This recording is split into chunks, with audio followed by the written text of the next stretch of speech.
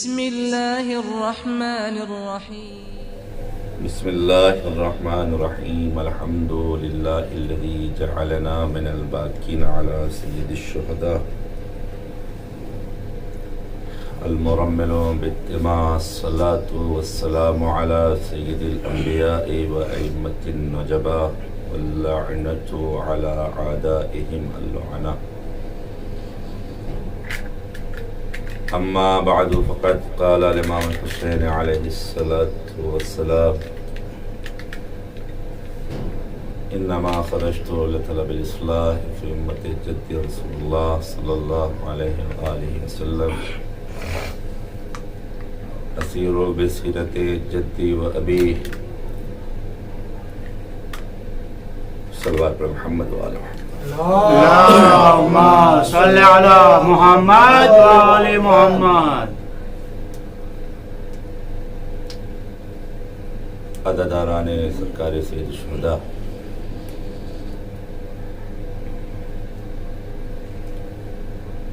ماہ اذا کے چاند نمودار ہونے سے لے کر تک پوری دنیا میں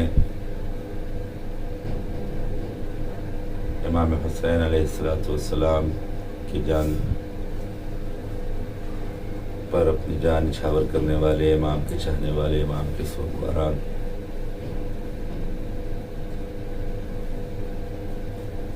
مجالس سرکاری سید الشہداء اور عزاداری میں مشغول و مصروف ہیں، اور ہونا بھی چاہیے، اس لیے کہ عزاداری امام حسین علیہ السلام کوئی رسم نہیں، کوئی رواج نہیں، بلکہ ہم شیعوں کا دین بھی ہے، ہمارا عقیدہ بھی ہے، ہماری پہچان بھی ہے، ہماری شناخت بھی ہے۔ جب تک ہم اس عزاداری کے دامن سے اور عزاداری کے ساتھ ساتھ ولایت اہل بیت کے دامن سے متمسک ہیں، دنیا میں بھی ہماری عزت ہے اور آخرت بھی انشاءاللہ ہماری کامیاب ہے۔ بے شک۔ محرم ہر سال آتا ہے، پوری دنیا میں شیعہ اپنی اوقات سے بڑھ کر جتنی توفیقات الہیہ شامل ہوتی ہے اتنی حسین کے غم میں، حسین کے تبرک میں، حسین کی مجلسوں میں شرکت کرتے ہیں۔ یہ بھی ذہن میں رہے کہ مجلس امام حسین کا انعقاد، عزاداری امام حسین میں شرکت، اس سب کو نصیب نہیں، یہ بھی خدا کی طرف سے خاص توفیق ہے جو ہمیں نصیب ہوئی۔ عزاداری، عزادار اور قیام حسینی کے عنوان پہ چند منٹ آپ کو زحمت دینا ہے۔ محرم کا چاند ہر سال نمودار ہوتا ہے، فرش ادا بیت جاتی ہے، مجلس و ماتم کا انعقاد ہوتا ہے، ہونا بھی چاہیے، جتنا زیادہ سے زیادہ ہو کرنا چاہیے، لیکن اس سال کا جو محرم سے پہلے تک اپنے بھی تذبذب کا شکار تھے اور غیر اس چکر میں تھے کہ کورونا کی وجہ سے ہی اس بار حسین کی عزاداری رک جائے گی، ان سب کے منہ پر اس سال کی یہ عزاداری تماچا ہے، حالات چاہے جو ہوں جیسے ہوں، حسین کی عزاداری نہیں رکے گی۔ سبحان اللہ۔ ہاں یہ بات ضرور ہے، اس سے پہلے 10,000 لوگ ہوتے تھے، اس بار ہم مجلس میں 10 لوگ بیٹھے ہیں، لیکن حسین کا غم تو ہو رہا ہے۔ اب سوشل میڈیا پہ جائیے، آپ دیکھیے، کچھ مجلسیں ایسی بھی آپ کو تصویریں دکھ جائیں گی کہ جہاں گھر کے افراد بیٹھ کے 2-3 لوگ بیٹھ کے مجلسیں کر رہے ہیں۔ عزیزان گرامی، ذرا سوچئے تو، اس مجلس حسین نے ہمیں، ہر سال مجلس امام بارگاہ میں ہوتی تھی، گھروں میں بھی ہوتی تھی لیکن اس انداز سے نہیں ہوتی تھی گھروں میں جس انداز سے اس سال ہو رہی ہے۔ میں ایک بات عزاداروں کو ڈھارس بنانے کے لیے، ان کے حوصلے کو مضبوط کرنے کے لیے کہنا چاہ رہا ہوں، وہ یہ کہ حالات نے مجبور کیا اس بار، تو پوری دنیا کے شیعوں نے اپنے اپنے گھر میں فرشادہ بچھا دی، اور سوشل میڈیا کے ذریعے سے یہ کوشش کی کہ اس مجلس کو نشر کریں تاکہ دنیا میں حسین کا پیغام پہنچ جائے اور لوگ اپنے گھروں سے شرکت کریں. کبھی کوئی یہ نہ سوچے کہ پچھلے سال تو گزشتہ سال ہم اتنی بڑی مجلسیں برپا کرتے تھے، تبرک پہ اتنا خرچ کرتے تھے، یہ انتظام کرتے تھے، اس بار ہم نہ کر پائے تو شاید امام نے ہم سے توفیق چھین لی یا ہماری یہ مجلسیں قبول نہیں ہوں گی.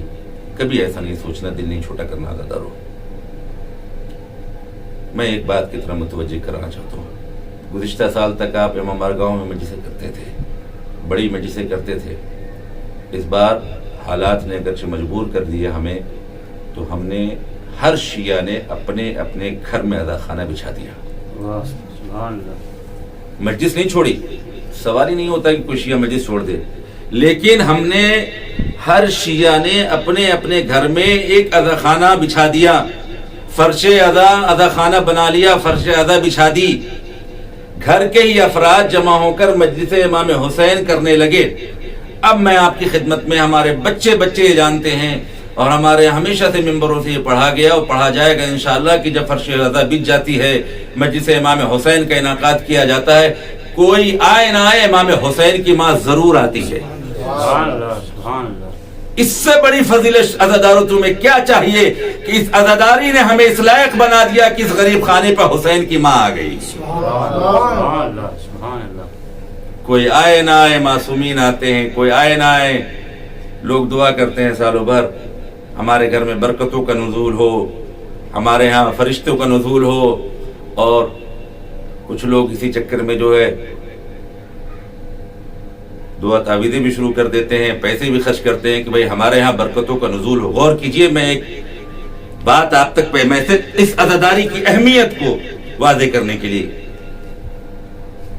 سب کی یہ خواہش ہوتی ہے کہ ہمارے گھر میں فرشتے آئیں، ہمارے گھر میں برکتوں کا نزول ہو، ہمارا گھر انسانی گھر بنے، اسلامی گھر بنے، مومن کا گھر بنے، شیطان کا بسیرا ہمارے گھر میں نہ ہو. عزیزان گرامی، ہمیں امام حسین علیہ السلام کی عزاداری نے اس بار اتنی برکتیں دے دی کہ فاطمہ بھی آ گئی، معصومین بھی آ گئے. اب جس گھر میں فاطمہ آ جائیں، جس گھر میں معصومین آ جائیں، جس گھر میں ملائکہ آ جائیں، تو بتا اس گھر پہ شیطان کیا، دنیا کی کوئی شیطانی طاقت نظر اٹھا کر دیکھ بھی نہیں سکتی. یہ ہمارے گھر کو بھی محفوظ کرے گی، رزق بھی دے گی، برکتیں بھی دے گی، شفا بھی دے گی، ہماری دنیا بھی کامیاب کرے گی، آخرت بھی کامیاب کرے گی. صلوات پر محمد و آل محمد. اللهم صل على محمد وعلى حیدری. یہ ہے عزاداری. یہ عنوان ذہن میں رکھیے گا، عزاداری اور قیام حسینی. سبحان اللہ. سبحان اللہ. یہ کوئی رسم و رواج نہیں ہے کہ چھوڑ دیں گے، چھوڑنے کا تو سوال نہیں پیدا ہوتا. ہاں یہ ہے کہ حالات کا، دنیا کی سب سے منظم قوم یہ ہماری شیعہ قوم ہے، جسے ہماری بات اچھی نہ لگے اور شک ہو کہ میں غلط کہہ رہا ہوں تو سوشل میڈیا کے ذریعے سے ہماری مجلسوں کی فوٹو دیکھے. دنیا سب یہ سوچ رہے تھے کہ محرم میں ہوگا کیا، وہی ہوتا جو ہر سال ہوا. مجلس ادائے سرکار سید الشہداء کا فرش بچھا دیا گیا، مجلسیں ہو رہی ہیں. محرم آتا ہے ہر سال، مجلسیں ہوتی ہیں، انشاءاللہ ہوتی رہیں گی. ایک بات اور آپ کی خدمت میں عرض کروں، جس تک یہ میرا پیغام پہنچے، کبھی اپنے خیال میں بھی یہ نہ لانا کہ عزاداری ہماری وجہ سے ہے. عزاداری ہماری محتاج نہیں ہے، ہم عزاداری کے محتاج ہیں. عزاداری کی وجہ سے ہم ہیں. یقین مانیے، اگرچہ ولایت اہل بیت کے دامن سے ہمارا تمسک اور یہ عزاداری نہیں ہوتی تو ہمیں کوئی پہچاننے والا نہیں تھا. دنیا میں ایک الگ پہچان ہے ہماری اس محرم کے حوالے سے، اس محرم کی وجہ سے، اس عزاداری کی وجہ سے. تو اس لیے ہم سب کی یہ ذمہ داری ہے کہ اپنی اس پہچان، اپنی اس تشخیص، اپنی ایک الگ جو ہماری پہچان ہے، اس کو باقی رکھیں. لیکن اس کے ساتھ ساتھ جب ہمیں یہ موقع ملا اس سال اور ابھی یہ سلسلہ تو میں نے 8 دن چلے گا 8 ربیع الاول تک. تو ہمیں پوری کوشش یہ کرنا چاہیے کہ یہ جو موقع ملا ہے سوشل میڈیا کے ذریعے ہمیں مجلس نشر کرنے کا، اس کے ذریعے سے جتنا زیادہ سے زیادہ ہو سکے ہم حسینی پیغام کو عام کریں. جب تک اس دنیا میں ایک بھی یزیدی یزید کا طرفدار ہے اس وقت تک حسینیت کا پیغام نشر ہونا ہی چاہیے. واہ سبحان اللہ سبحان اللہ. اس حسینی پیغام کو ہمیں نشر کرنا چاہیے. میں نے جس نورانی کلمات کی تلاوت کی شروع میں سنی ہے سبوں نے اور شیعوں کو یاد بھی ہیں، اس لیے کہ جب بھی فرش ادا بچھائی جاتی ہے تو یہ نورانی کلمات ضرور بیان کیے جاتے ہیں اور کیے جانے چاہیے تاکہ ہماری قوم کو بھی پتہ رہے، ہمارے جو بچے اس فرش ادا پہ جوان ہو رہے ہیں انہیں بھی پتہ رہے کہ اتنا بڑا جو مارکہ امام حسین علیہ السلام نے لڑا، اتنی عظیم جو قربانی دی، اس کی وجہ کیا تھی، سبب کیا تھا. میں زیادہ نہیں، اس لیے کہ اس پہ بہت مجلسیں پڑھ چکا ہوں. چند باتیں ضروری ہے کہ پڑھی جائے تاکہ یاد دہانی ہوتی رہے اور ہمارے نئی نسل کے بچے سے واقفیت حاصل کرتے رہے. اور جب اس سال ہمیں یہ موقع ملا ہے سوشل میڈیا کا، تو سوشل میڈیا پہ ہماری مجلسوں کو سننے والے صرف ہم نہیں ہیں بلکہ ہر وہ شخص ہے کہ جو حسین کا عزادار ہے، حسین سے محبت. حسین علیہ السلام کی محبت کی حد شیعوں تک محدود نہیں ہے، یہ غلط فہمی نہ رہے. امام حسین علیہ السلام کی محبت ہر اس دل میں ہے کہ جہاں انسانیت پائی جاتی ہے. میں اسے انسان ماننے کے لیے تیار نہیں کہ جو امام حسین کے سے محبت نہیں کرتا. اس کی وجہ یہ ہے کہ اگرچہ آج دنیا میں انسانیت ہے، بات سے بات نکل رہی، سن لیجئے. آج دنیا میں انسانیت ہے، حقوق انسان کی بھی بات ہوتی ہے، فرد کے بھی حقوق کی بات ہوتی ہے، قوم کے حقوق کی بات ہوتی ہے، ملکوں کے حقوق کی بات ہوتی ہے. اقوام متحدہ بھی شروع ہو جاتا ہے، حقوقی کمیشن بھی پوری دنیا میں بنے ہوئے، حقوق حقوق حقوق حقوق، ساری دنیا میں حقوق کا بول والا. اور اسی حقوق کا غلط استعمال کرتے کچھ ظالم و جابر حکومتوں نے کچھ ملکوں کو اجاڑ بھی دیا ہے.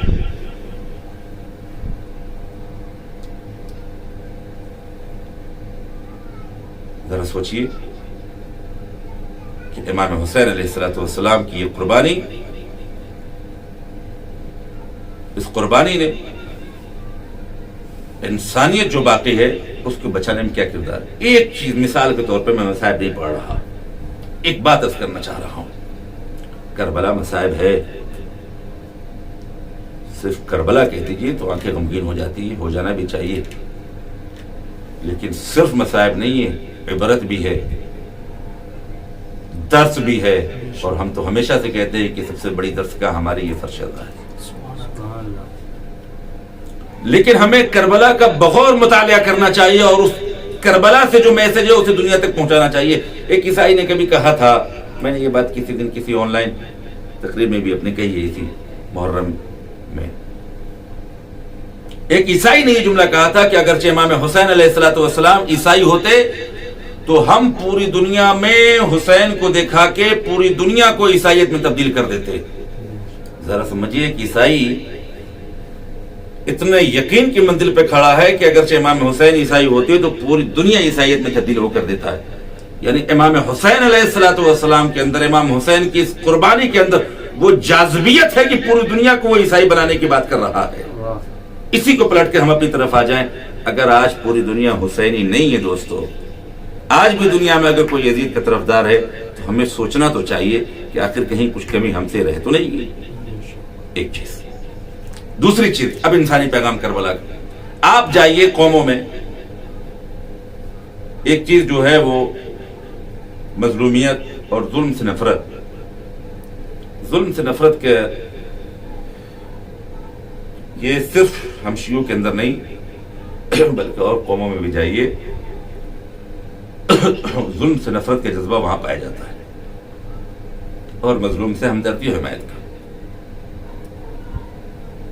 یہ ایک ہمارے لیے بڑا اچھا موقع ہے کہ ہم مظلومی اہل بیت کو لے کر دنیا کے سامنے میں جائیں اور وہ ظالم و جابروں کی حقیقی تصویر دنیا کے سامنے پیش کریں تاکہ اب کوئی اس یزیدی وسوسوں میں شکار ہو کر اپنی دنیا آخرت تباہ نہ کرے. ایک چیز تو یہ ہے. دوسری چیز یہ ہے، جائیے پوچھئے بھائی آپ انسان ہیں؟ کہیں گے ہاں. کسی بھی قوم سے، عیسائی کے گھر چلے جائیے، یہودی کے گھر چلے جائیے، جو ہمارے اور دوسرے مسلمان ہیں، ان سے بھی پوچھ لیجئے، وہ سب کہتے ہیں کہ بھائی ہمارے یہاں انسانیت پائی جاتی ہے، ہم انسان ہیں، اور اچھی کوالٹی کا انسان سب اپنے آپ کو بتاتا ہے کہ میں سب سے اچھی کوالٹی کا انسان میں ہی ہوں. ذرا اس سے پوچھئے کہ یہ جو انسانیت تمہارے یہاں پائی جاتی ہے، یہ انسانیت جو اب تک بچ کے تم تک آئی، یہ آئی کیسے؟ ایک چیز. اگلی بات، کسی چھوٹے سے بچے کو لیجئے آپ اور لے کر کسی یہودی کے گھر چلے جائیے، کسی عیسائی کے دروازے پہ چلے جائیے، کسی ہندو کے دروازے پہ چلے جائیے، اور یہ جو ہمارے بڑے بھولے بھالے مسلمان بھائی لوگ ہیں ان کے دروازے پہ چلے جائیے. غور سے سنیے، میں ایک میسج دینا چاہ رہا ہوں، اس کربلا کو ہم سمجھنے کی کوشش کریں. اپنے ایک چھوٹے سے بچے کو لیجئے آپ اور اس کے دروازے پہ جائیے اور دروازہ کھٹکھٹا کے اس سے کہیے کہ میرا بچہ پیاسا ہے، اسے پانی دے دو. آپ جائیے، آزمائیے، اس سے پوچھئے، کہیے کہ میرا بچہ پیاسا ہے، اسے پانی پینا ہے، اسے پانی دے دو. جس کے دروازے پہ آپ نے دستک دی ہے، اس کا مذہب کوئی ہو، دین کوئی ہو، دھرم کوئی ہو، عقیدہ کچھ بھی ہو، وہ جائے گا، آپ کو فوراً ایک گلاس پانی لا کے دے دے گا کہ لیجیے اس بچے کو پلا دیجیے. غور سے سنیے گا. جب وہ شخص گلاس کا پانی لا کے آپ کو دے تو آپ اس سے یہ پوچھیں کہ بھائی صاحب،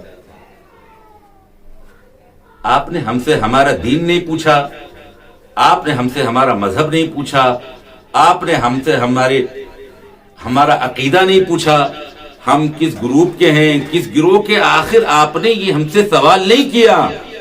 میں ایک اجنبی آپ کے دروازے پر آیا اور آپ سے اپنے بچے کے لیے پانی کا مطالبہ کیا، آپ نے مجھے پانی لا کر دے کیوں دیا؟ وہ شخص یہ جواب دے گا، کیسی باتیں کرتے ہو، کون سا دین، کون سا مذہب، کون سا عقیدہ؟ یہ تقاضا انسانیت ہے کہ انسان کے ایک چھوٹا بچہ اگر پیاسا ہے تو اسے پانی دے دیا جائے. یہ انسانیت کے تقاضے پر عمل کر کے میں نے آپ کے بچے کو پانی دے دیا. اب ذرا اس تک یہ حسین کا پیغام پہنچا لیجیے. کربلا میں جو یزیدی آئے تھے کتنے بڑے ظالم تھے، کتنے بڑے ظالم تھے، انسانیت کے دشمن تھے. انسانیت نام کی شے نہیں رہ گئی تھی کہ حسین جیسا نبی کا نواسا اپنے بچے کو لے کر میدان میں پانی مانگ رہا تھا اور پانی نہیں ملا. یہ ظلم کا چہرہ انسانیت دشمنی یزید کی دنیا کے سامنے لے کے آئی ہے. ایک انسان کو پکڑیے، آج تمہارا دل گوارا نہیں کرتا کہ تم ایک ننھے سے بچے کو پانی نہ دو. ذرا سوچئے تو اس طرح سے لوگوں کو حسین کے قریب کیجئے. ایک چیز. دوسری چیز اور، میں یزید کے بارے میں زیادہ پڑھنے کی کوشش بھی نہیں کرتا، لیکن ضروری ہے کہ لوگوں کو پتہ بھی چلے. اور ایک بات اور، ظاہر سی بات ہے یہ آن لائن مجلس سے ہے تو پیغام دور تک جائے گا. ہمارے یہ غلط بیماری شروع ہو رہی ہے کہ یہ نہ پڑھیے، وہ نہ پڑھیے، وہ نہ پڑھیے. ہاں، غلط نہ پڑھیے. سبحان اللہ، سبحان اللہ. کسی کی توہین نہ کیجیے. دیکھیے، اکثر کہا کرتا ہوں، حق بیان کرنا، تاریخ میں جو باتیں ہیں اس کو بیان کرنا، یہ کسی کی توہین نہیں ہے. ہمیں کوئی برا ہو تو اسے برا ہی کہیں گے. ایک چیز، اب اگر کوئی برا ہے تو اسے برا ہی کہا جائے گا. اور نہ پڑھیے، نہ پڑھیے، نہ پڑھیے، اور سب کو اہانت کے ضمن میں لا کے کھڑا کر دینے کا نقصان یہ ہے کہ آج کچھ بدبختوں نے جناب زہرا پر گستاخی کر دی. سبحان اللہ، سبحان اللہ. اس سے پہلے بھی ہوئی ایسی باتیں، لیکن وہ ہمت نہیں کرتے تھے. وہ جانتے تھے کہ اگرچہ ہم نے ایک باتیں پڑھی تو یہ ہمارا ماضی کھول کے رکھ دیں گے. اور عزیزان گرامی، یہ بات سب تک رہے، ہمیں کوئی بزدل نہ سمجھے. ہماری قوم میں یہ بھی نہیں ہے کہ ہماری قوم میں کوئی لکھنے والا نہیں، ہماری قوم میں بولنے والا نہیں. ابھی حسین کے نمک خوار اس دنیا میں زندہ ہیں. اگر کوئی ان معصوم ہستیوں کے خلاف زبان کھولے گا تو ہم تمہیں اب تمہارے بت خانے کی پرانی تاریخ یاد دلائیں گے. اہل بیت سے مقابلہ کرنے آئے ہو، یہ عصمتی سلسلہ، کیا کہیں؟ عصمت کے پلے لوگ اس کے خلاف زبانیں کھولنے آئے ہیں آپ. اہل بیت کے لیے چیزیں نہیں تھی کہ اس عمر میں ایمان لے آئے, اس سال میں ایمان لے آئے, یہ آپ کے لیے تھی کہ اس سال میں ایمان لے آئے. کیا کہنے؟ سبحان اللہ. برائے کرم یہ بھی نہیں ہونا چاہیے نہ پڑھیے جو باتیں ہاں غلط نہ پڑھیے, صحیح پڑھیے, کیا کہنے؟ اور جو بات تاریخ میں حوالے کے ساتھ پڑھیے. سنیے, آج دنیا میں یزید کے لیے سب کو پتا بھی ہے کہ اس نے قرآن کا انکار کیا, وحی کا انکار کیا, اور اسے بنی ہاشم کا کھیل قرار دیا. اسلام کا انکار, قرآن کا انکار, وحی کا انکار. کیا اس کے انکار کے باوجود بھی کچھ اسلام بچ جاتا ہے؟ تعجب ہوتا ہے ایسے لوگوں پہ کہ جو آج بھی خود کو مسلمان کہتے ہیں اور یزید کی طرفداری کرتے ہیں. کم از کم اس مرحلے پہ غور کرنا چاہیے کہ اگر کوئی شخص نبوت کا انکار کر دے, وحی کا انکار کر دے, قرآن کا انکار کر دے, تو پھر کون سا اسلام بھائی؟ ایک چیز سب تاریخ میں یہ باتیں لکھی ہیں اور سب جانتے بھی ہیں. یزید نے بندروں سے کھیلتا تھا, یہ سب باتیں سب کو پتا ہے. یزید نے ماں بہنوں اور پھوپھیوں کے رشتوں کو ختم کر دیا تھا. ان رشتوں کا جو تقدس تھا اس کو اس نے پامال کر دیا تھا.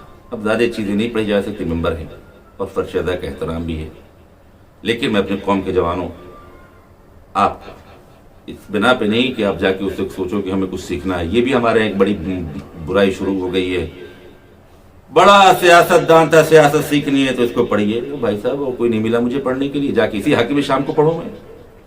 ہاں پڑھیے ضرور, اس لیے پڑھیے تاکہ پتہ چلے کہ کتنا بڑا خبیث تھا.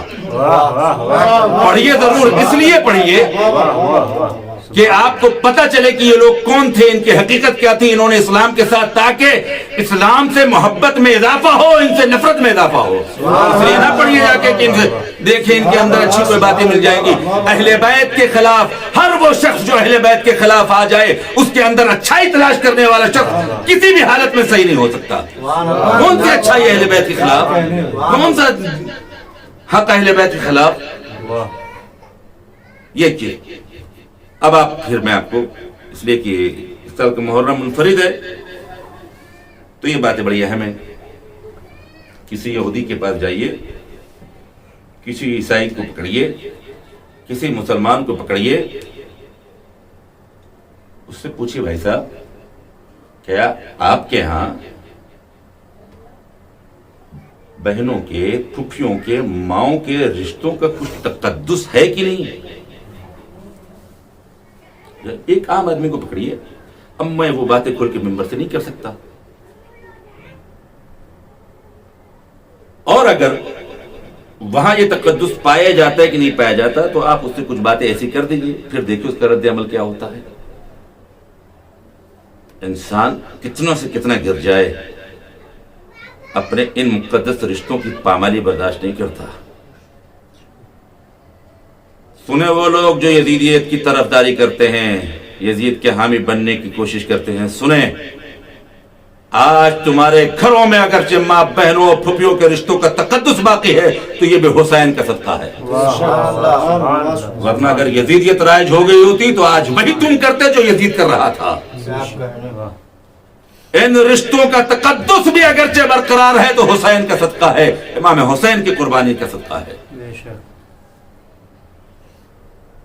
عزیزو, امام حسین ہمارے ہیں, ہمیں فخر ہے اور فخر ہونا بھی چاہیے, لیکن حسین صرف ہمارے ہیں یہ بھی صحیح نہیں ہے. حسین ہر اس شخص کے ہیں کہ جس کے اندر حق کی طرفداری کا جذبہ ہو. حسین ہر اس شخص کے ہیں جس کے اندر انسانیت ہو. حسین ہر اس شخص کے اندر ہے جس کے اندر اور رشتوں کے تقدس باقی ہو. حسین ہر اس شخص کے اندر ہے جس کے اندر انسانیت زندہ ہو. حسین اس شخص کے اندر ہے کہ جو واقع انسان ہے, ورنہ یزید نے تو اپنے خونی پنجوں میں جکڑ کر اس انسانیت کو دبا کے ختم کر دینے کی پوری کوشش کی تھی. میرا مولا آپ پر ہماری جانیں قربان، ہمارا سلام، دنیا کے انسانوں کا سلام. آپ نے عظیم قربانی دے دی، سب کچھ قربان کر دیا. اسلام بھی بچایا، انسانیت بھی بچائی، وحی بھی بچایا، قرآن بھی بچایا، رشتوں کا تقدس بھی بچایا، سب کچھ بچا کے آپ نے رکھ دیا. صلوات پر محمد وآل محمد.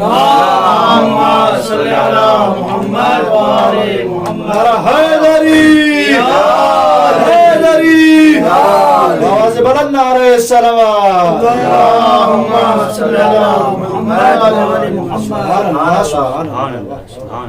ذہن میں رکھیے عنوان عدداری، عددات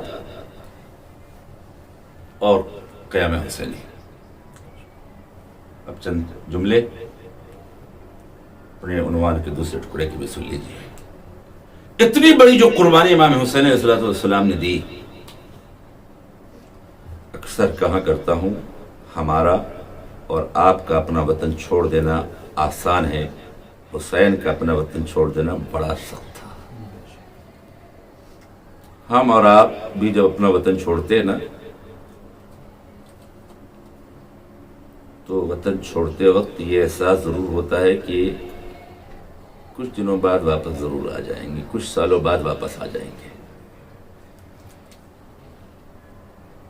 اور جب نکلنے لگتے ہیں تو کچھ لوگ پوچھتے ضرور ہیں بھائی جا رہے ہیں کب آئیں گے، تو کہہ دیتے 1 سال بعد 2 سال بعد آؤں گا ضرور. لیکن دونوں کو پتا ہوتا ہے، پوچھنے والے کو بھی اور جو سفر پہ جا رہا ہے، جو وطن چھوڑ، اس کو بھی یہ پتا ہوتا ہے کہ ہم لوٹ کر ضرور آئیں گے.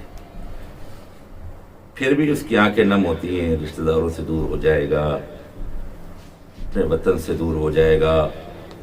میں صاحب نہیں پڑھ رہا، میں اس حسین قیام، حسین قربان کی طرف آپ کو متوجہ کر رہا ہوں، اپنے آپ کو متوجہ کر رہا ہوں. غمگین ہو جاتا ہے انسان، اور پھر جب پردیس میں ہوتا ہے، خاص طور سے ہمارے شیعوں میں یہ باتیں ہیں کہ جب محرم کا چاند نمودار ہوتا ہے تو ہر آدمی کوشش کرتا ہے کہ اپنے وطن پہنچ جائے. اور جو لوگ وطن سے دور ہوتے ہیں نا، کہتے ہیں بڑا وطن یاد آ رہا ہے، فلانے گھر میں مجلس ہو رہی ہوگی، اس وقت یہ جلوس ہو رہا ہوگا، اس بار یہ ہو رہا ہوگا. وطن سب کو یاد آتا ہے اور وطن سب کو عزیز ہے. لیکن ہمیں جو وطن عزیز ہے اور حسین کو جو وطن عزیز ہے، اس میں بڑا فرق ہے.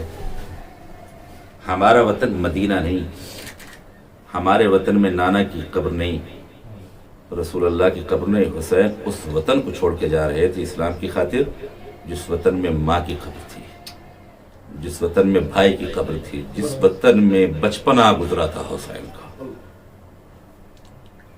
بڑا سخت مرحلہ تھا یہ، ایک خود مصائب ہے حسین کا وطن چھوڑ دینا. لیکن عزیزان گرامی، اور یہ تو شروعات ہے. خود امام حسین علیہ السلام نے بیان فرمایا، لوگ آئے منع کر رہے، سمجھا رہے.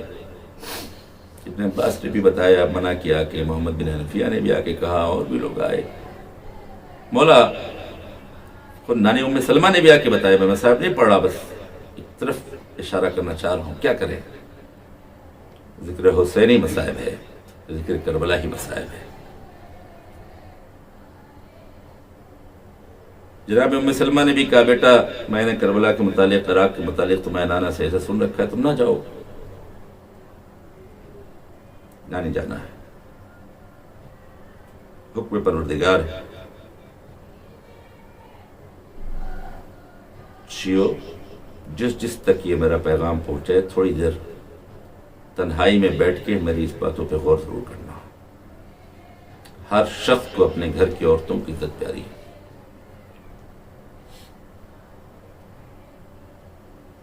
جب امام حسین علیہ السلام نے سمجھے اسلام کو، اس قربانی کو سمجھیے. امام حسین فرما رہے میں جاؤں گا. اب آخر میں جب سب نے یہ دیکھ لیا کہ امام جائیں گے تو آ کے کچھ مشورے یہ دیے گئے کہ مولا ٹھیک ہے، آپ جانا چاہتے ہیں تو جائیے، عراق کا سفر ہے، طولانی سفر ہے، اپنے ساتھ بچوں کو، عورتوں کو نہ لے جائیے. جناب زینب کا مدینے سے نکلنا کوئی آسان کام نہیں ہے.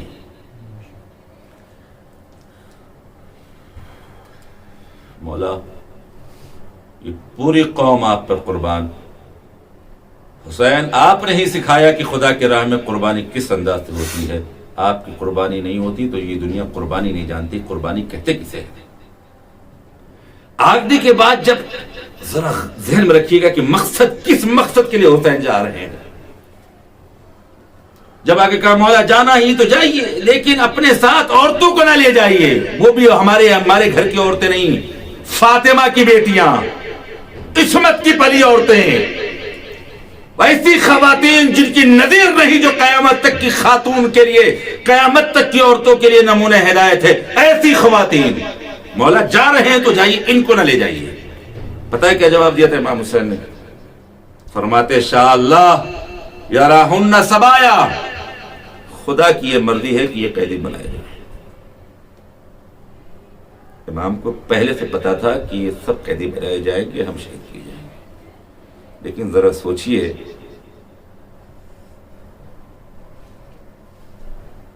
امام فرما رہے ہیں شاء اللہ, اللہ یہ چاہتا ہے, خدا کی یہ مرضی یہی ہے. جب خدا کی مرضی یہی ہے تو میں سب کچھ قربان کرنے کے لیے اپنی بہنوں کو بھی قید میں قیدی بنوانے کے لیے تیار ہوں. عزیزو, یہ ایک بڑا میسج تھا امام حسین کا, پیغام تھا کہ یاد رکھو جب حکم خدا ہو جائے, جب خدا کی مرضی کی بات آ جائے تو وہاں کوئی چیز نہیں دیکھی جاتی. خدا سے بڑھ کے کچھ نہیں. ہم حسینیوں کے لیے بھی یہ ہونا چاہیے. اگرچہ ہم واقعاً حسینی ہیں, جب امام حسین اس خدا کی مرضی کے لیے یہ قربانیاں دے سکتے ہیں تو پھر ہمیں بھی اس حسینی سیرت پہ عمل کر کے خدا کی راہ میں ہر کچھ قربان کرنے کے لیے تیار رہنا چاہیے. فرماتے انما خرجت, مدینے میں بھی فرمایا ہے, مکے میں بھی, اور جب کربلا آ گئے تب بھی. میں مصائب نہیں پڑھ رہا ہوں, مجھے چند باتیں اور عرض کرنی ہے. فرما رہے انما خرجت لطلب الاصلاح فی امت جدی, اپنے نانا کی امت میں اصلاح کے لیے جا رہا ہوں. ہمارے ہاں کچھ لوگ ایسے پیدا ہو گئے ہیں معذرت کے ساتھ کہ جنہوں نے اس کلمے سے خالی اصلاح لے لیا ہے. امام حسین اصلاح کے لیے آئے تھے, ہمیں بھی اصلاح. بھائی آپ کو کس نے منع کیا اصلاح کے لیے؟ تو اب انہیں اور کوئی جگہ اصلاح کی نہیں ملی, انہیں عزاداری مل گئی. ایک تو دشمن کم تھے ہماری عزاداری کے, جو ہمارے اپنے بھی شروع ہو گئے. بھائی صاحب, یہ عزاداری ہے امام حسین. دیکھیے میں یہ نہیں کہہ رہا ہوں کہ اگر کوئی غلط رسم ہے تو میں اس کی طرفداری کر رہے ہیں, حمایت کر رہے ہیں, ایسی بات بھی نہیں ہے. لیکن ایک بات ذہن میں رکھیے, یہ جو ہمارے پاس عزاداری ہے یہ ہماری آج کی کوئی ایجاد نہیں ہے. اور کوئی یہ باتیں نہ لے کے آئے. آیت اللہ العظمیٰ مرزا جواد تبریزی مرحوم, خدا انہیں رحمت کرے, ان کے درجات مزید بلند کرے, ان سے ایک سوال کیا گیا, اب بات آ گئی تو سن لیجیے. کہ کچھ لوگ یہ کہتے ہیں کہ یہ جو شاعر حسینی آج کے زمانے میں ہیں یہ اس زمانے میں نہیں تھے. ہمارے یہاں بھی کچھ لوگوں کو بیماری ہو گئی. نہیں, وہی کیجیے جو معصوم کے زمانے. خود 5 اسٹار ہوٹل میں رہیں گے, کون سا معصوم 5 اسٹار ہوٹل میں رہا بھائی؟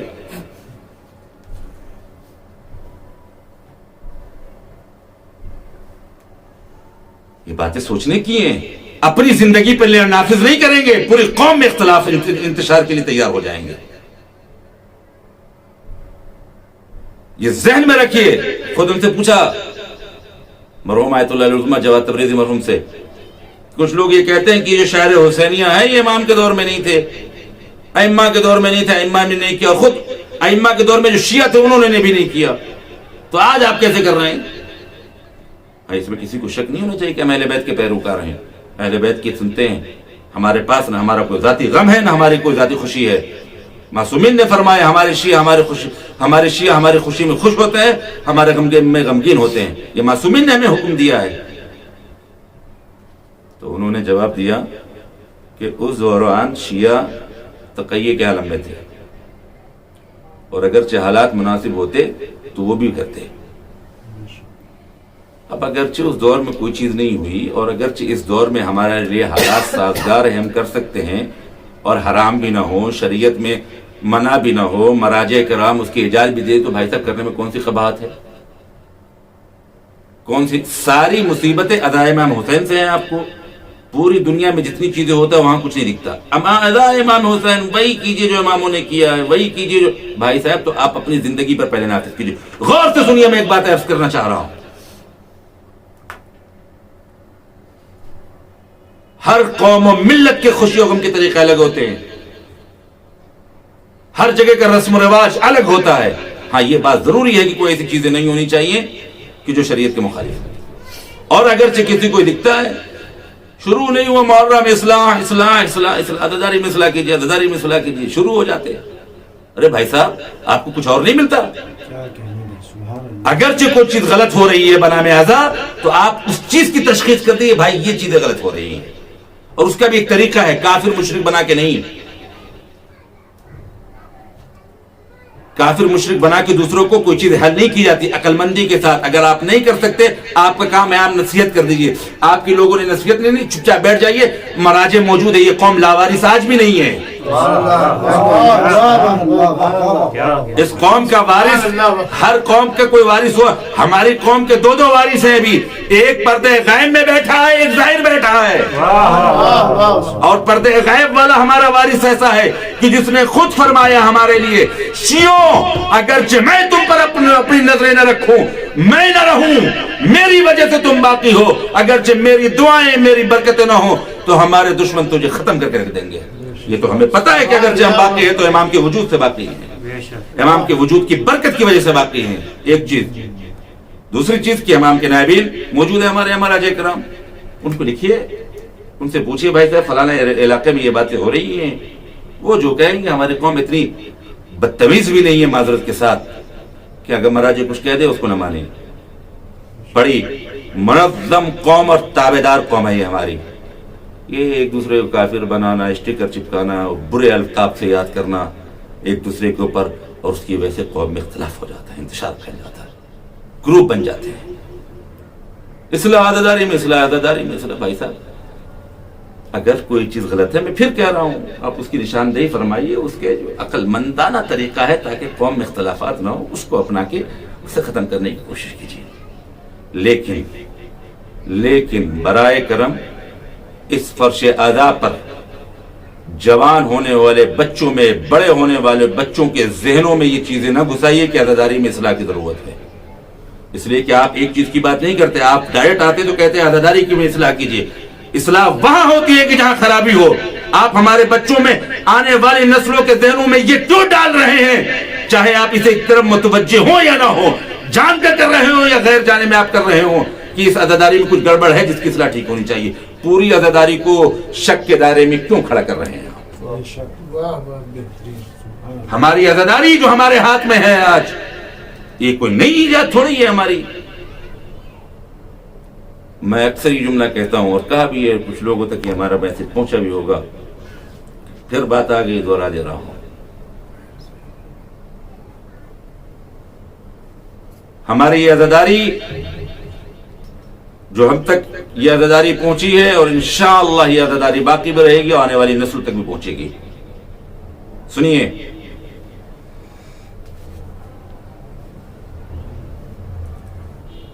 ہزاروں سال کی تاریخ ہے ہماری اس عزاداری کی.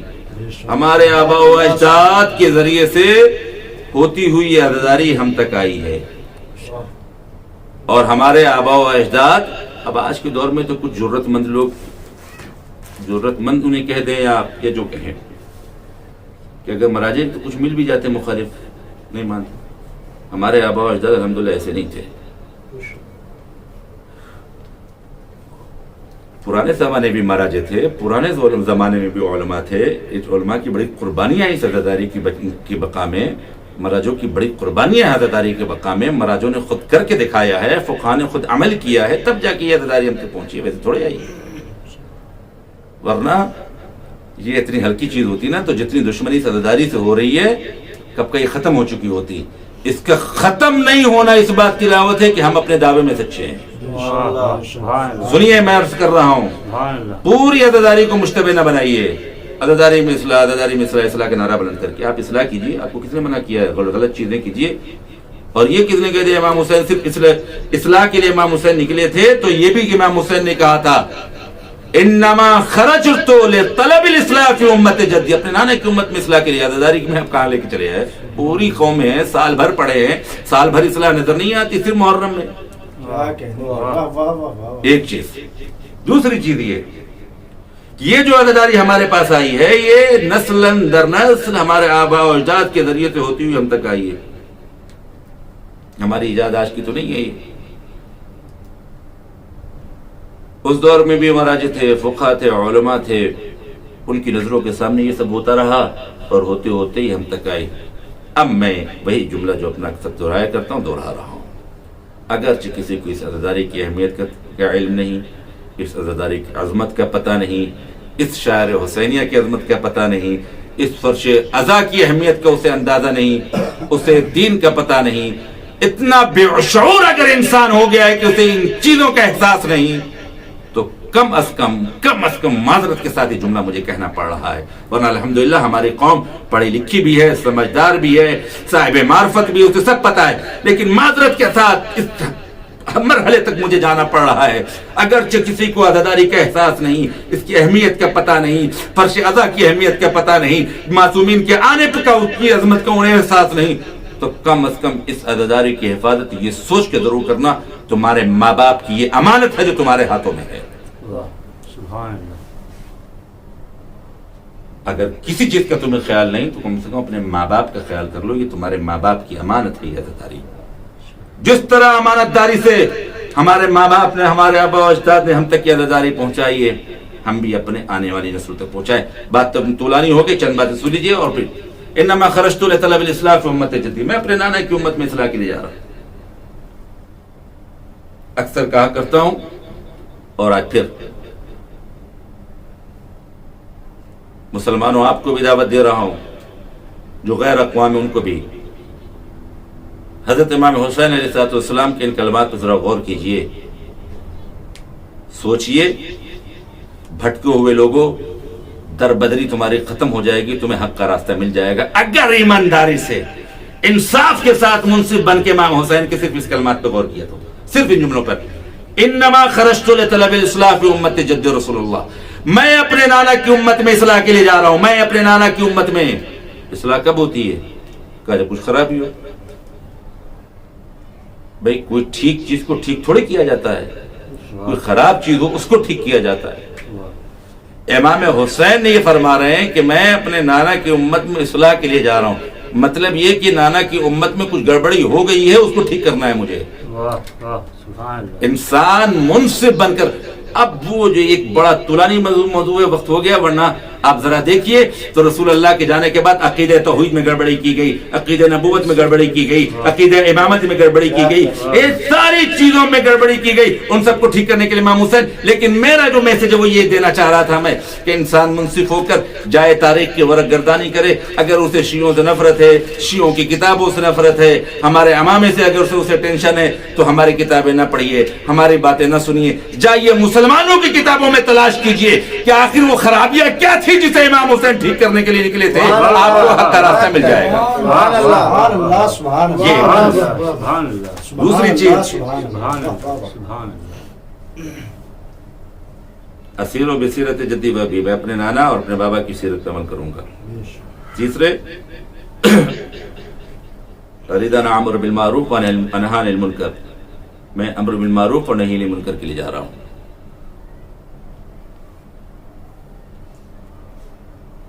امام حسین علیہ السلام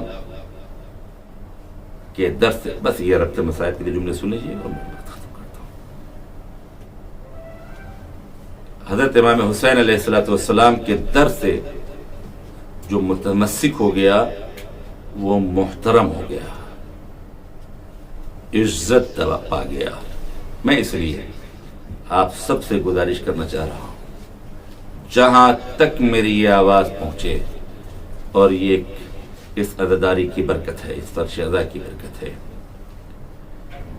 ایک عزادار دوسرے عزادار کا احترام ضرور کرے۔ اور اگرچہ ہم نے صرف یہ جملہ سوچ لیا کہ اگر ہم میں سے ایک عزادار دوسرے عزادار کا احترام کرے تو قوم میں یہ اختلافات ختم ہو جائیں گے اور اتفاق ہو جائے گا. اس لیے کہ الحمدللہ ہماری قوم کا ہر فرد عزادار ہے. میں ویسے نہیں کہہ رہا ہوں کہ عزاداروں کا احترام کیجیے. ہمیں اور آپ کو شاید اندازہ نہ ہو عزادار کیا ہوتا ہے، عزادار کی اہمیت کیا ہے. سنیے، میں ایک بات بس یہ بیان کر دوں ربط مسائل کے لیے. آیت اللہ العظمی بروجردی 89 سال کے تھے، قم میں ہوتے تھے. ہمارے ایک عظیم مرجع گزرے. میں عزاداروں تم سے مخاطب ہو کے یہ باتیں کرنا چاہ رہا ہوں. 89 سال کی عمر، شہر بروجرد میں پہلے رہتے تھے، بعد میں قم تشریف لائے. کہتے ہیں کہ ان کی آنکھوں میں بڑی تکلیف ہوتی تھی. عزادار کیا ہوتا ہے وہ سمجھو. میں اس لیے یہ باتیں بڑھ رہا ہوں. اور ظاہر سی بات ہے علماء کے واقعات، علماء کے حالات پڑھنے چاہیے، اس سے عبرت ملتی ہے، درس ملتا ہے. میں ایک کسی شیعہ کی بات نہیں کر رہا، میں کسی ایک عام انسان کے عمل کی بات نہیں کر رہا، ایک فقیہ، ایک مرجع کی بات کر رہا ہوں.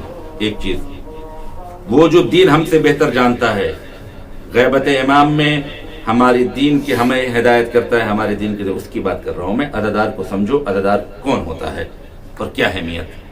کہتے ہیں کہ ان کی آنکھوں میں بڑی تکلیف تھی، اور میں ویسے بھی واقعات پڑھنے کا بڑا عادی ہوں مجلسوں میں، اس لیے سن لیجیے.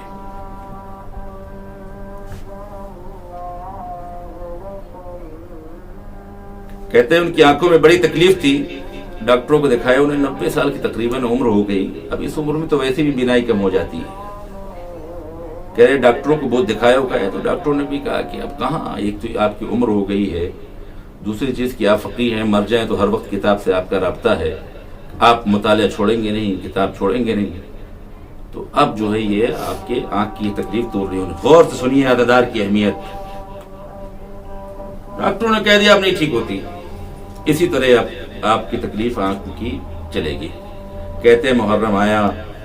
ابھی بھی عربوں میں، عرب ممالک میں، ایران میں بھی یہ ہوتا ہے. جو لوگ جانتے ہیں کہ جب محرم آتا ہے تو لوگ گروہ بنا کر مراجع کے گھر تک، مراجع کے دفاتر تک جاتے ہیں، نوحہ پڑھتے ہوئے، مجلس کرتے ہوئے، پرسہ پیش کرنے کے لیے.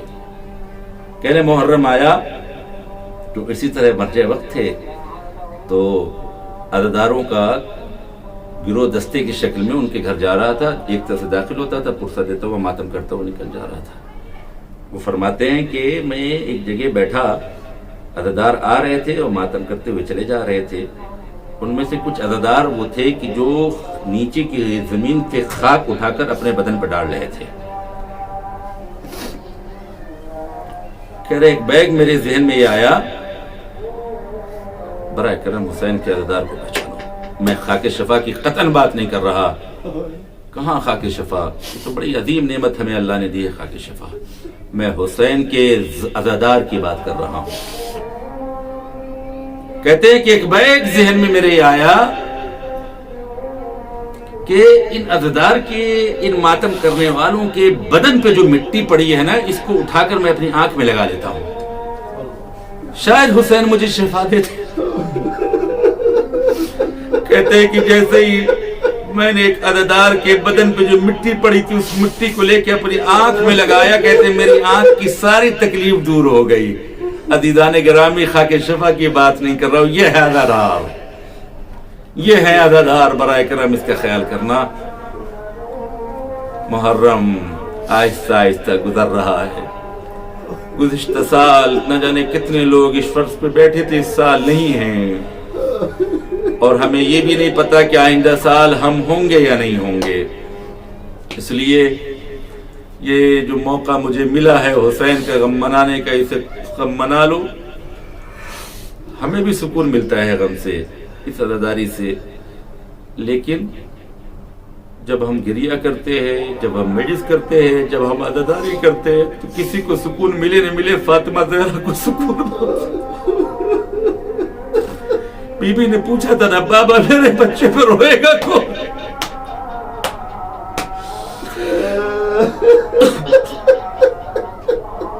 بی بی آپ کے عزادار پوری دنیا میں دیکھیے، آئیے تو آپ کے عزادار آپ کے لال کا ماتم کر رہے ہیں. بی بی عزیزو، جب مصیبت ہوتی ہے نا، اللہ سارے شیعوں کو، امام کے چاہنے والوں کو مصیبتوں سے محفوظ رکھے. جب کسی انسان پر مصیبت پڑتی ہے تو اس مصیبت میں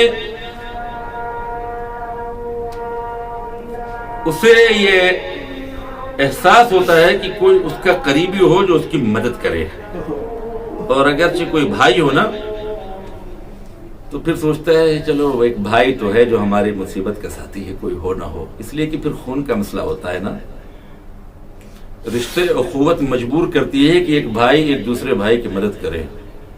اور پھر اگرچہ عباس جیسا بھائی ہو، دنیا میں ہوں گے بھائی محترم، لیکن جیسے عباس جیسا بھائی ہو رہتا، بھائی تو دنیا میں کسی کو نہیں ملا. پتہ تھی نہیں گرامی، جناب عباس کو ماگہی علی نے کربلا کے لیے تھا، ماگہی حسین کے لیے تھا، ماگہی زینب کے لیے تھا. اور زینب کو بھی یہ پتا تھا کہ عباس جب تک زندہ ہے میری رضا محفوظ ہے. حسین کو بھی پتا ہے کہ عباس جب تک، پورے خاندان اہل بیت کے سہارے کو عباس کہتے ہیں. لیکن وہی عباس جب اجازت لینے آ گئے تو بتائیے حسین کے دل پہ کیا گزری ہوگی. دیکھیے میں اکثر کہا کرتا ہوں، مصائب پڑھنے کی چیز نہیں ہوتی، مصائب سننے کی چیز نہیں ہوتی، مصائب محسوس کرنے کی چیز ہوتی ہے. ذرا اسے میرے لیے پڑھ دینا آسان ہے، آپ کے لیے سن لینا آسان ہے، لیکن ذرا سینے پہ ہاتھ مار کے ذرا سوچ کے بتاؤ کہ جب عباس جیسا بھائی آ کے کہے بھائی مجھے مرنے کی اجازت دو، تو حسین کے دل پہ کیا گزری ہوگی. عباس تمہیں اجازت، لشکر کے لمداروں میں رہے. خیموں سے اعلیٰ تشکی صدائیں بلند ہوئیں. میں جملہ اور کہنا چاہ رہا ہوں، عباس اجازت تو نہیں، بچوں کے لیے پانی کا بندوبست کر دو. عباس پانی کے مشق لیا. اب یہ جملہ سن لیجئے، خدا تم ہماری قوم میں بہنوں کو سلامت رکھے. ذرا زینب کے دل سے کوئی پوچھ کے بتائے کہ جب عباس مقتل میں جا رہے ہوگے تو زینب کے دل پر کیا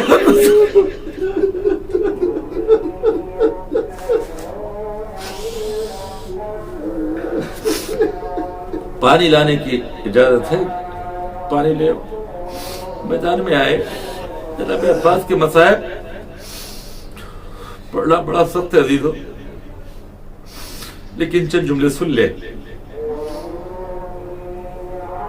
کہتے ہیں کہ ایک مرتبہ جناب عباس نے آواز دی تو جب امام حسین خیمے سے، میں پورے مصائب نہیں پڑھ سکتا، معذرت چاہتا ہوں، مجھے معاف کر دینا ام البنین.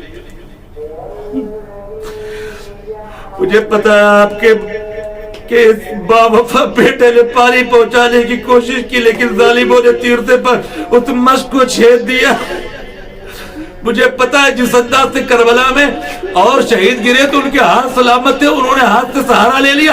ام البنین آپ کا لال جب گھوڑے سے گرا تو ہاتھ بھی سلامت نہیں تھے. جناب عباس کے مصائب کے لیے جملہ بس. کہتے جب آواز دی تو امام حسین علیہ السلام خیمے سے جب چلے مقتل کی طرف تو ایک جملہ کہتے تھے، آپ میری کمر ٹوٹ گئی. عباس حسین کی کمر. یہ دو عجیب مرثیہ حسین نے کربلا میں پڑھا. ایک مرتبہ علی اکبر کے جانے پر آئے میری آنکھوں کی بل، اور عباس کے جانے پر ایک جملہ بس. بڑی ڈھارس تھی سب کو جناب عباس سے. جوان بھائی مجھے نہیں پتا حسین نے کس انداز سے آگے گفتگو کی ہوگی. آئے سرانے بیٹھے، مولا آپ کی زیارت مجبور ہے. عباس آنکھ میں تھی، پڑھ دینا آسان ہے. حسین نے اپنی آنکھ سے اپنے ہاتھوں سے عباس کے آنکھوں سے خون بھی صاف کیا، تیر بھی لگائے نکال لیے. پڑھ دینا آسان ہے، کوئی حسین کے دل سے پوچھے۔ اور پھر حسین کے سامنے عباس چلے، میں ایک جملہ پڑھنا چاہ رہا ہوں اور بی بی زینب کو پرسہ دے دوں، ام البنین کو پرسہ دے دوں۔ کہتے ہیں کہ جب 11 محرم کو یہ بیویاں اسیر کر کے کوفہ اور شام کی طرف لے جائی جا رہی تھی، اور جب انہیں لاشوں کے درمیان سے گزارا تو زینب فراق کی طرف رک کر کے دیکھ رہی تھی، اے میرے غیرت دار میرے بھیا، آج تیری پہلا بن چادر قیدی بن کر جا رہی ہے۔ سن لے دو جملے اور، کہتے ہیں کہ جب رہائی مل گئی قید شام سے اور جب یہ قافلہ لوٹ کر مدینہ کربلا آیا تو بیویاں اپنے اپنے وارثوں کی قبر پہ گئی۔ یہ زینب تو کیا ہی اپنے بھیا کی قبر پہ آ کے گریہ کرنے لگی اور وہ محمد کی قبر کی طرف نہیں گئی۔ بی بی مجھے معاف کرنا، لیکن بی بی پرسہ دلائے وقت کے امام عباس کا پرسہ قبول کر لیجئے۔ کہتے ہیں کہ بی بی جناب زینب قبر حسین پر بیٹھ کے گریہ کر رہی تھی، بھائی میرا تو سب کچھ یہی اجڑ گیا، بھائی میرا تو سب کچھ کربلا میں ہے، میں مدینے جا کر کیا کروں گی، بھیا بھائی یہی رہوں گی۔ کہتے ہیں کہ ایک بیگ سید سجاد نے کہا پھپھی اماں اٹھئے مدینے چلیے۔ اب کہتے ہیں جب زینب کو حکم امام ملا تو روتی ہوئے آنکھوں سے کانپتے پاؤں سے اٹھی، میرے بیٹا تیرا حکم ہے، تو باب وقت ہے۔ زینب تیار کرے کہ جب جانے لگی تو ایک مرتبہ رخصت ہونے سے پہلے فرات کی طرف زینب آہستہ آہستہ جا رہی تھی۔ عباس اور ایک جملہ کہتی جا رہی تھی، عباس زینب مدینے جا رہی ہے، میرے بھائی میں چھوٹ کر قید شام سے آئی ہوں۔ عباس کوئی شکوہ نہیں کرنا چاہتی، بس ایک بات کہنے آئی ہوں، کربلا سے لے کر زندان شام تک جب جب سکینہ کو تماچے پڑے عباس تجھے سکینہ یاد کرتی رہی۔